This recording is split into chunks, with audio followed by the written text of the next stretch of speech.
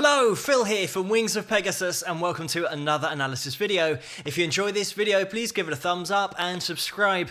On the agenda tonight, we're following on from last night's video where I featured Mick Ronson, and tonight we have Mick Ronson on stage with the man himself, David Bowie. So David is going to be under the spotlight tonight, and this is back in 1973, and it's going to be their performance of Moon Age Daydream. So let's get everybody up on screen and see how they get on. I'm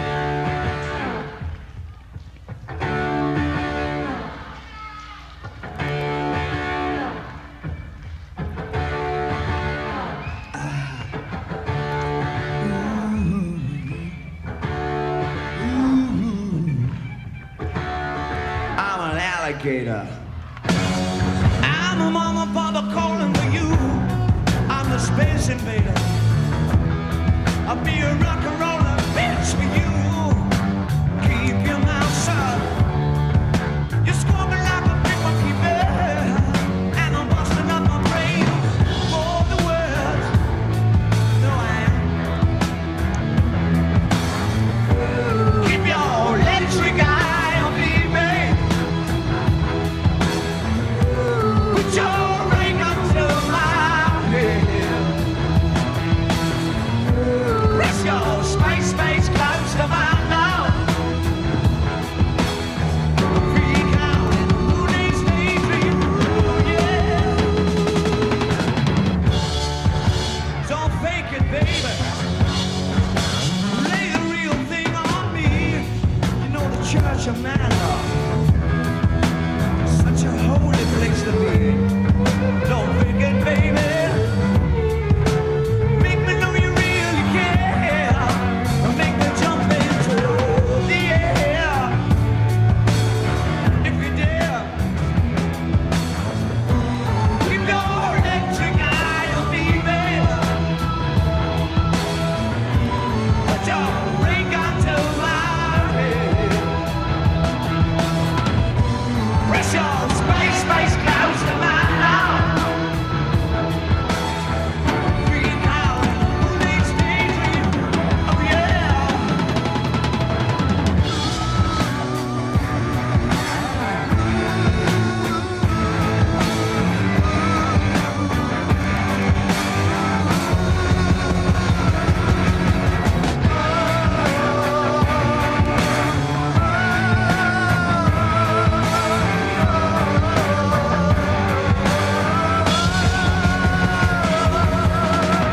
Keep your electric eye on me, babe. Put your ring onto my head. Press your space close to mine now. Freak out in the Moon Age Daydream. Oh yeah.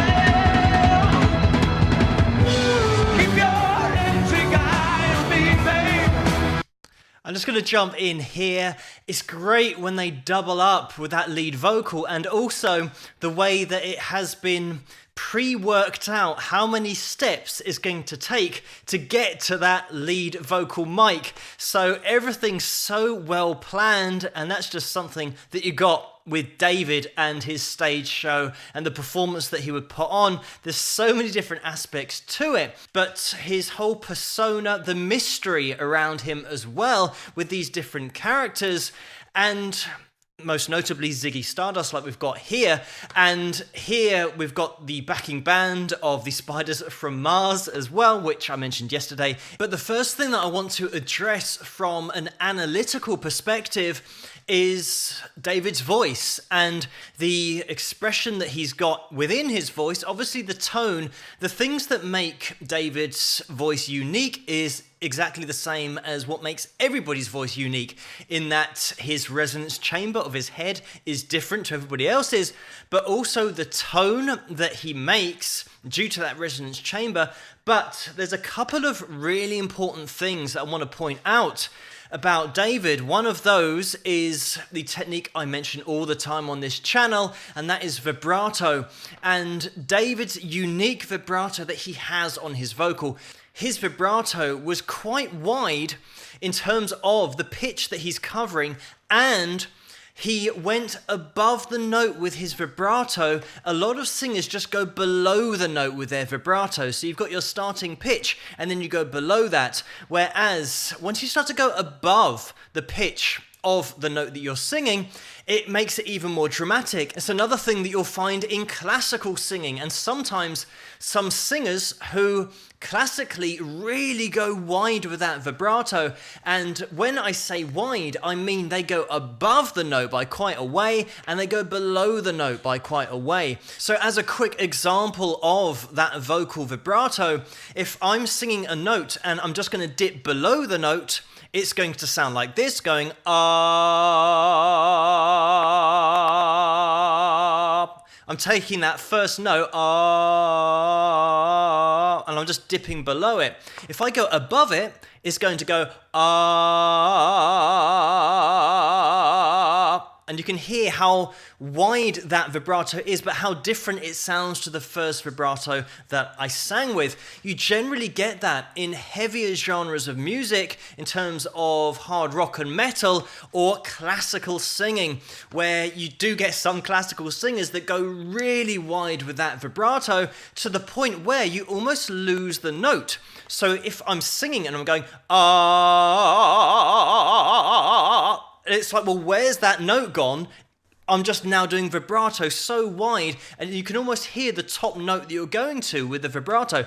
So there's different ways of applying it, obviously, for the style, but David was rare in that he had the ability to just throw in that vibrato slightly above the note, which gave it such a unique sound. Another thing that is a massive ingredient as to why David sounded so unique with his vocal is the way that he changed his pronunciation. And this is a great example because in the beginning of the song, David talks over the microphone and he says, "I'm an alligator." And he says it with an American accent. And the song starts in an American accent. But by the time we get to the chorus, David now pronounces all of the words with his normal accent. So you've got a change in his vocal. And I can't think off the top of my head another artist who did that, who sang in different accents all in the same song and just flipped between the two. It gives such a unique sound. It obviously is going to, because the expression is changing. It is almost like having two separate characters within the same song. And it's such an interesting thing to do musically. So what you'll find in the intro with that American accent, you get a smoothing of the consonants. So it means it just rolls off the tongue and is less offensive than the abrupt English accent that we then get into in the chorus. And the consonants with the English accent are very abrupt, as you can hear when I'm talking. In last night's video, when I was looking at Mick, I mentioned them as a duo live, and again, a great example here, the way that Mick joins in with David on that lead vocal, and also you can hear how important Mick's guitar sound is to the live sound and the David Bowie sound full stop, especially with this performance because the guitar is so up front. And when we get into the lead as well, you'll be able to see exactly how Mick adapts his playing to suit the feel of the track, and with David's composing and his characterization, not only vocally but visually, it's such a unique skill to have, to be able to adapt your playing to fit the artist that you're playing with. And Mick certainly does that by putting in a very heavy delay effect, where the delay is a 100% signal of that original input. So it means that everything coming back is the same volume as what he's just played, and we'll be able to see that in a second. The other thing that's going to make David stand out is the image, and you only have to watch this video for a second to see that, but his natural image as well. The fact that he had one eye that was different to the other eye, and you probably already know the story that he had a fight with his friend George Underwood in 1962, and he was actually in hospital for 4 months with that injury, and they operated, and they unfortunately couldn't fully repair the damage that was done, so David was left with a fully dilated pupil, which gave the illusion of a different coloured iris in his eye. So that's why his eyes look that colour. It wasn't something from birth, it just happened in a fight. And it left David with a problem with depth perception, but there was no grudge held by David against George because George did some artwork on some of David's early albums. When he looks out into the crowd, it's so striking to have one eye that is different to the other. It's such a unique image to have, and something that just happened to come about through a fight, but it really did set him apart image-wise from every other artist around at the time, and also the personalities that he just assumed. But I would say that the personalities were David, because if somebody said to you, right, we're going to dress you up like this, I'm sure a lot of people out there would say, well, I'm not dressing up like that because I'll feel self-conscious and I'm going to feel a bit stupid. But David believed in the image. He wanted to dress like that. You cannot go on stage and perform like David did with any sense of embarrassment or self-consciousness. When he went out there, he was Ziggy Stardust. Let's get back into this. Put your ring onto my head. Press your space close to mine now. I'm freaking out in a moonlight daydream. Oh yeah. Freak out. Far out. In.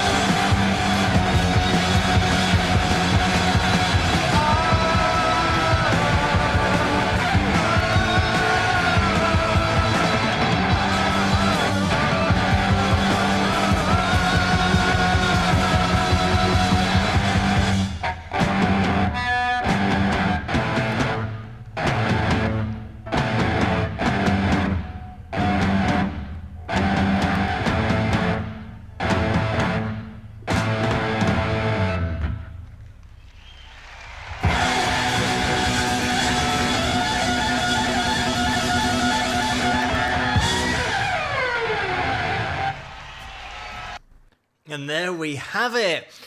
Just talking about Mick's solo there, it's chaos in places, but that's the point, to suit the track, to suit the composition.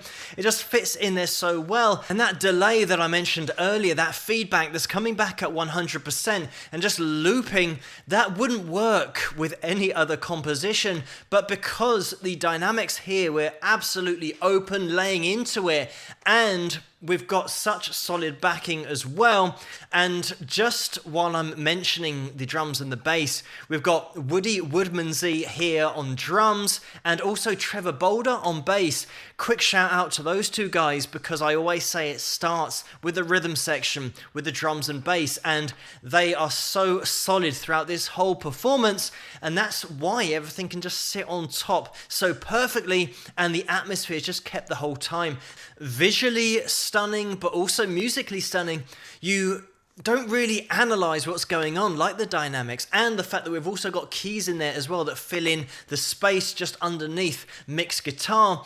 So there's a lot going on musically here, but this is the thing about great performers and great artists. You can just take a step back and relax and enjoy the art, and that's certainly what you got with David, because he had so many strings to his bow artistically. I just quickly want to mention as well something that I say on this channel a lot about original artists keeping the rights to their material, everything that they do write and compose. And David Bowie had Bowie bonds, which was something that came about in 1997, I believe, where he sold the rights to anybody that wanted them for the revenue that his songs would make, all of the albums that he recorded before 1990. So he sold that to anybody that wanted to buy it for 10 years. So it meant that they would make everything that those songs in all of those albums would make for 10 years. So these bonds were purchased by the Prudential Insurance Company of America for $55 million. So it was just a straight up payment to David for the next 10 years. I don't know how much they made from David's music over that 10-year period, but it meant that David now had a lot of money to go away and also buy back the rights from his previous manager called Tony DeFries, so that he could now earn money for those songs that he wrote that Tony took the rights to. So in 2007, at the end of that 10-year period, those bonds liquidated, and David then regained all of the rights to his music that he'd given away for those 10 years.